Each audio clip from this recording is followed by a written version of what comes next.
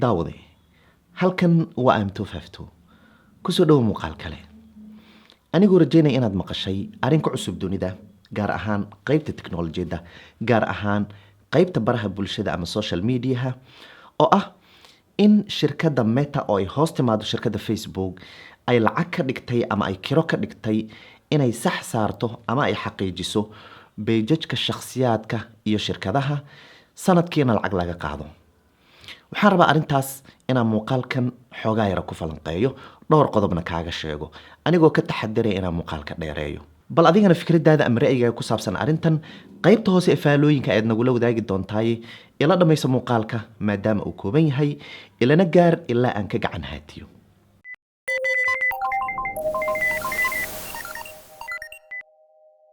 aan ku bilaabe si aad arrintan u fahanto waxaan rabaa inaan dhowr qodob u kala saaro qodobka koowaad waxaan ka jawaabay su'aasha ah ma jirtaa horta in lacag laga dhigay haa way jirtaa oo ninka iskale shirkadda Meta ama saamiyada ugu badan leh ee loo yaqaano Mark Zuckerberg waxa uu Facebookiisa soo dhigay dhigaal ama post cusub 3 maalin ka hor oo ku leeyahay waxaan idin barayaa adeeg cusub oo soo kordhinay oo loo yaqaano Meta Verified waxaad ku heli kartaa laba adeeg adeega koowaad oo ah in saxda Facebook iyo Instagram aad hesho haddii aad rabto in aad noqoto qof la xaqiijiyay ama shirkad la xaqiijiyay lacagta laba nooc ay noqonaysaa haddii website-ka Facebook aad ka dalbanayso $12 haddii aad ka dalbanayso application-ka iOS-ka ee iPhone-ka $15 qodobka labaad shirkadda Facebook arrintan si toos uma bilaabin oo tijaabo ay ku jirtaa waxayna tiri waxaan ku bilaabaynaa toddobaadka soo socda Australia iyo New Zealand dalalka kalena dib ayaan uga furi doonaa adeegan qodobka saddexaad su'aasha taagan waxay tahay ma qof walba dalban kara saxda Facebook iyo Instagram dabcan maya waxa kaliya dalban kara shirkadda ama shakhsiga haysta aqoonsi dawladeed haddii aad aqoonsi dawladeed leedahay waad heli doontaa waana la fududeeyay dabcan qodobka afraad maxaa ka dambeeya ama maxay tahay sababta ku dhalisay Facebook arrintan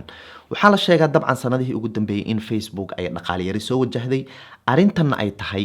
mid ka mid ah waxyaabo ay ku raadinayso inay dhaqaale ka samayso dabcanna balaayiin dollar ay ka samayn doontaa oo shaki ma lahan layskumana haysto arrinta afraad Mark Zuckerberg postigiisa ama dhigaalkiisa waxa uu raaciyay in shirkadaha ama shakhsiyaadka saxdan hela ee kirada bixiya ay heli doonaan caawinaad ama customer support maxaa la dhahaa daryeel macaamiil oo gaar ah inay heli doonaan eraygii ayaa ii gambiyey inta aan ku gacan haatinin waxaan rabaa inaan muuqaalkan ugu mahad celiyo shirkadda Haleel Commodities oo ah wakiilka saxda ah ee shirkadda Samsung ku leedahay Soomaaliya shirkadda Haleel waxaad ka helaysaa dhammaan waxyaabaha ay Samsung soo saarto oo si rasmi ah ay ayada wakiil uga tahay damaanadna ay ku siinayso xarunteeda ugu weyn waxay ku taalaa isgoyska Taleex ee magaalada Muqdisho arrinta shanaad dabcan Facebook arrintan waa looga horeeyay oo shirkadda Twitter marka uu la wareegay Elon Musk ninka iska leh shirkadda Tesla ee baabuurta korontada ku shaqeysa soo saarta ayaa horey u bilaabay sanadkii hore inuu lacag ka dhigo sax saaridda Twitter-ka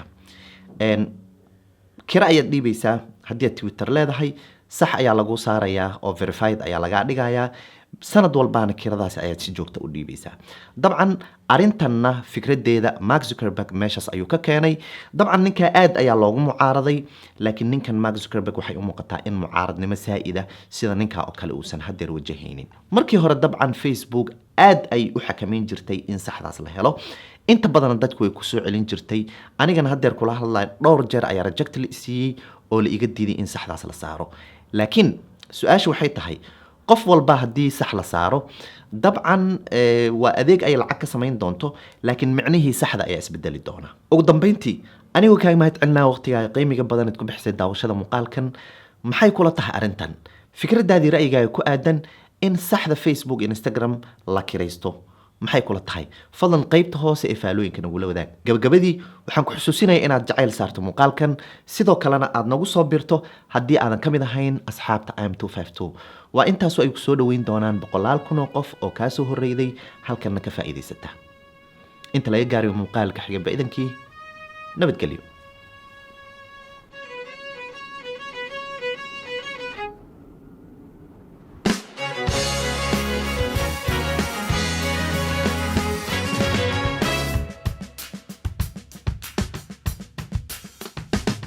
Like a sound you hear that lingers in your ear, but you can't forget from sundown to sun.